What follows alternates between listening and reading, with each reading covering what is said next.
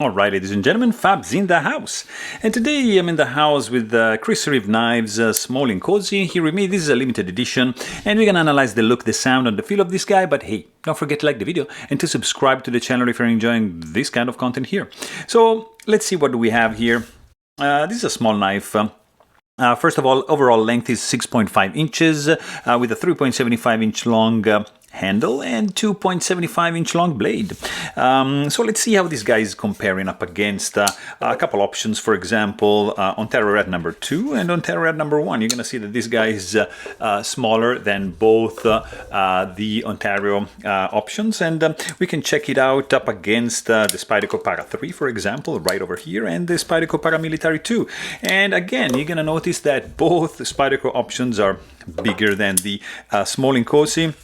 If you check a couple of Benchmades, this is the mini bug out, and you're gonna see, look at that, mini bug out is smaller than the small Inkosi, just by a little bit. And of course, the Benchmade bug out is gonna be bigger than that for sure. But what about other offerings by Reeve knives? For example, this is the small Sebenza 21, and you're gonna see that that is the Inkosi is smaller than that, and you're gonna notice the different finish of that. I want to show you another one. This is the small Sebenza 31, and you're going to notice that these two guys are the same, and of course small Inkosi is smaller than that, so just keep that in mind. Another offering from Reeve knives I got here, it's the Mnandi, and you're going to see that the small Inkosi is just a tad, just a smidge smaller than the Mnandi is smaller than the small Inkosi. And if you check a large Sebenza 21, for example, like this guy, it's gonna be, you know, looking like huge compared to that. Another couple options I want to show you guys. This is the Custom Knife Factory 520, and this is the also Custom Knife Factory Snafu 2.0, and you're gonna see that both are big boys, especially this one. So again, one more time, you're gonna notice that the Reeve knives small Inkosi, it's kind of small because this, for example, is a Shirogorov Neon R20, and this is Shirogorov Slim Nude. And look at that. This is not a big knife, but compared to the Inkosi is looks kind of big. I want to show you just another couple more because I have them here. Sharp by Design, Brian Nadeau, Evo Typhoon, and what else can I show you? Look at this. I got tote bag Steelcraft Series Bodega. Just another couple because we have them in the house. Hold Blade Works Haptic, and what else? Just one more here. Look at that. Shirogorov Sigma collaboration with Sienkiewicz, and since I mean I showed you that, why not? I'm gonna show you also another Sienkiewicz option, which is this one right over here. Pero also Sienkiewicz collaboration. These are another class, of course, but I thought just to show it to you guys. So let's see what do we have here. This is very cool Reeve knife. It's the small Inkosi, made in US by Reeve knives, and it's something really cool. It's very small, crazy tolerances, guys, really tight. You notice when you disassemble this one, it can be tough because it's so tightly put together. There's like very minuscule tolerances allowed here, and therefore it's gonna feel tight put together. The price of this one is hard to say because it's a limited edition. This is a glass blasted version. So you're gonna have the handles, you're gonna have the thumb stud, you're gonna have the blade and the spine of the blade, of course the clip. There are gonna be matching, and I don't know, many have been made of these, but not that many. So the price is gonna be depending on the market. Of course, made in the US of A, and the overall look when deployed is like classic. It's the small Inkosi. So I don't have an Inkosi here to show you guys, but it's a mini version of that knife. Basically, very cool titanium frame lock, of course. The glass blasted finish. I can show you how normally looks a Reeve knives classic finish. So this is kind of rough. I mean, not rough, but compared to this is glassy smooth.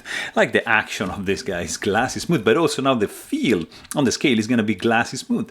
There's some nice chamfering going on all around, some internal chamfering. There's no internal skeletonization, as you can see, and you have some pretty cool couple of finger grooves right there, so they're going to confer a nice grip to the overall knife. And of course, in this case, there's no backspacer, just one standoff, and you can, there's no lanyard hole, but you can use the lanyard, of course, like as you can see, mounted like over here around the standoff. Blade centering is, of course, perfect, and tip safety as well as super, like look at that. I can't really touch the tip of the blade, so very, very cool. You have an oversized pivot, which is protruding like the other screw over here. This is not technically a screw, it's just like a pivot. It's going to keep the scale in place, but you have a screw on the other side. And they give you a couple of Allen keys to disassemble the knife, 2 for the pivot, 1 for the handle screw, and 2 for the pivot because the pivot is not captive. And so you're going to need to take it apart because it might spin. Of course, you have a nice clean look when closed. I like these lines very much. Classic Sebenza. Look at this. These chamfers are classic from Chris Reeve, Sebenza. In this position, I really appreciate this milling over here. It's quite easy to disassemble. You're gonna have to just remove these screws and the pivot, and basically you're done. Not many parts involved in this case, and it's gonna be pretty much straightforward to maintain this guy over here. The lock face is not carbidized as, for example, your Sebenza 21, because like this one has a ceramic ball that serves as lock face insert, let's say, and also as a detent ball. So it's a really clever solution. You can also find it on the Umnumzan and on the Sebenza 31. Maybe you can just spot it right there. Yeah, right there. You have also the ceramic ball as the detent. Pocket clip is also titanium. In this case, is also ceramic, glass blasted, and it is gonna have like a matching finish. Of course, it's tip-up carry only. It's not reversible. It's just gonna stay there.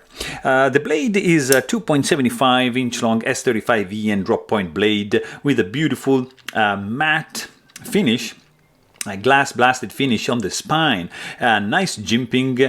You have a dual thumb stud also matching the finish, and then you have a swedge going on over here that's originating from around this point over here, widening up to the tip, and then you have this pretty cool hollow grind, and you have I would say like 30% belly, and then you have a straight edge, maybe 40% straight edge up to the sharpening choil.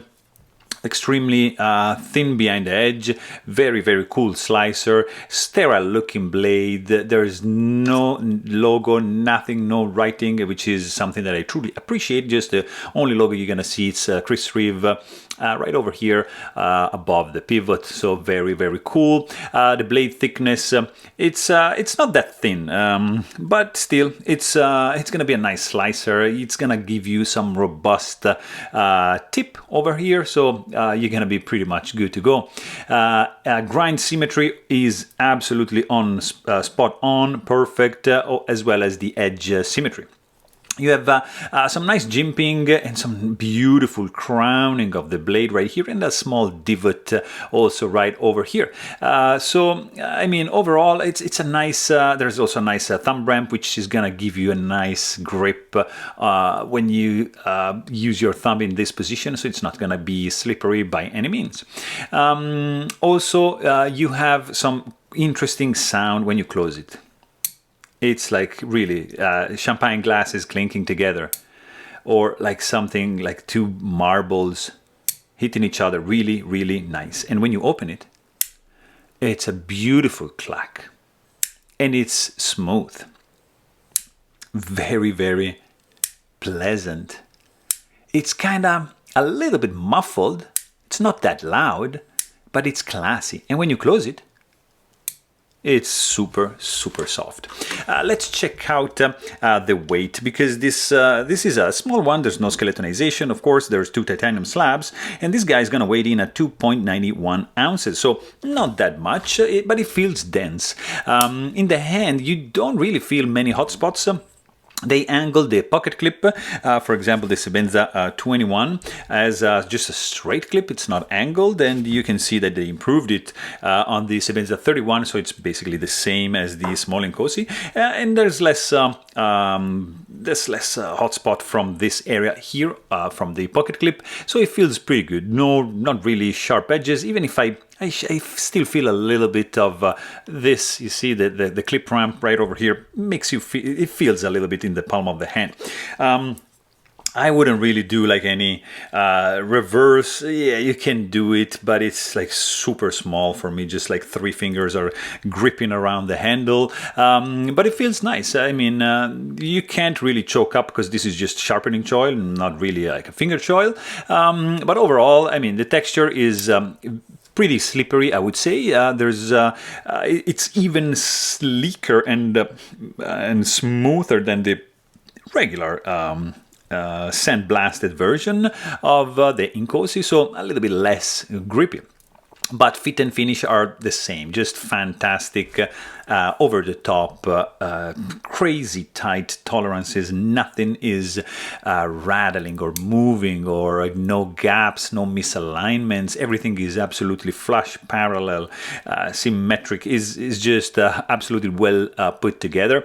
And as you're gonna expect, there's no blade play. The area here to disengage the lock bar is nicely done, because you have some chamfering here and then also here, so your thumb just naturally just slides like that and just is able to disengage the lock bar to get it closed. There's no need for a stainless steel lock face insert, because, as I said, there's a ceramic detent ball right over there, which is gonna act as a interface. So that's crazy, fantastically good, and there's not gonna be any lock stick whatsoever. Also, you have some nice designed clip, like from a functional point of view, because there's a really nice retention, nice clip ramp. It's gonna stay in place. It's beautifully designed from a functional point of view. From an aesthetic point of view, not so much. I prefer something a little bit more elaborate, but that's just me. This guy is running on phosphorus bronze washers, which are keyed in. They're not symmetrical, there are, let me see if you can see, yeah, no, we need to disassemble, but there's, maybe you can, yeah, right over here, yeah, you can see there's pockets, so you can just use some grease, which has been provided in the box, and it's gonna stay in those pockets, so that during the action it's gonna keep lubricating the surface of the steel and the titanium. So really clever solution right here from Reeve knives. There's like a very, very distinctive feel in the action, because it's so smooth, like it's really glass on glass smooth. It's slow. I mean, there's not much action over here, because everything is tight, and this is not meant to be spidey flick, like wrist flick or nothing. You can pretty much do like a thumb flick like that, but this is not about action. This is about classiness and just smoothness like that. So that's gonna be probably I mean, you can still do that, you can still spidey flick, but basically, or even like with one hand like that, you're gonna be able to just deploy it using the thumb stud right here, and the action is not gonna be, there's not gonna be any free falling, any guillotine effect, nothing is going on because of the nature of the beast. Detent strength, detent suction, it's not that much, just a little bit of magnetic effect, and detent strength is on the medium side, so it's absolutely safe, and nothing wrong with that. But if you are looking for something like crazy action, like I don't know, for example, something like this, that's not for you, because it's simply just on another level. I mean, it's aimed at a different market. So I mean, overall, this is a very cool knife. It's small, so probably it's not for me. I prefer the large Inkosi, but if you're looking for a pretty cool EDC knife, this is a very nice one. It's going to be light in the pocket. It's looking good. It's absolutely well made and well put together. It's not a cheap one. It has a good sound and a really, really good feel when you deploy it. So there you have it. Hope you guys enjoyed this video. Please don't forget to subscribe. And thanks for watching. Stay tuned.